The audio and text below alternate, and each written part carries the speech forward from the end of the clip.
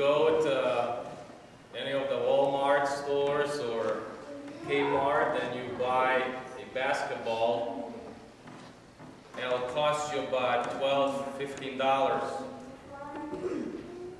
You give that basketball to LeBron James or Michael Jordan, and the value of the basketball will skyrocket to millions of dollars. You buy a football maybe for 20, 25 bucks. You give that football to Russell Wilson or Peyton Manning, and that football's value will skyrocket again. Someone gives you a stick to your hand, and it's just a stick. By Moses' hand, that stick split the seas. You buy a couple of fish and 5 loaves of bread, and you'll feed your family for maybe 2-3 days. But a couple of fish and 5 loaves of bread in Jesus' hands is feeding thousands and thousands of people.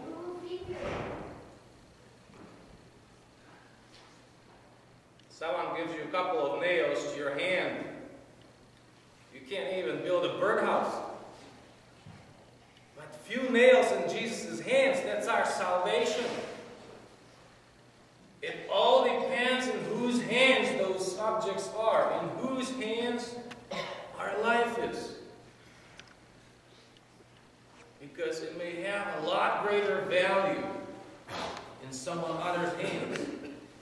Today we were reading the Gospel of Zacchaeus. And the importance of the story is in the fact that St. Luke is calling him by name, Zacchaeus. Zacchaeus. It's the abbreviation in Hebrew for Zechariah. And you know Zacchaeus was a tax collector. Most likely had a lot of money. He was a small stature, short fellow, probably a big jerk. People did not like him. A big sinner. But he is doing something very unusual today. When he sees Jesus passing through Jericho, as you heard in today's gospel, Zacchaeus is running up front and climbing a sycamore tree. This was something considered ridiculous for an adult man to run in public and climb the tree. But in order to see Christ, he does that. He literally makes himself fool in order to see Christ. And now Christ looks up at him and says, Zacchaeus, hurry down. I want to dine in your house. And he does. With all the joy, he just runs down and brings Christ to his home. Another unusual thing happens there, in their house, in Zacchaeus' house. Zacchaeus realizes that Christ is his salvation. And he says something so unusual. He says, I'll give half what I have to the poor. Half what I have. And if I defrauded someone, I'll give back fourfold.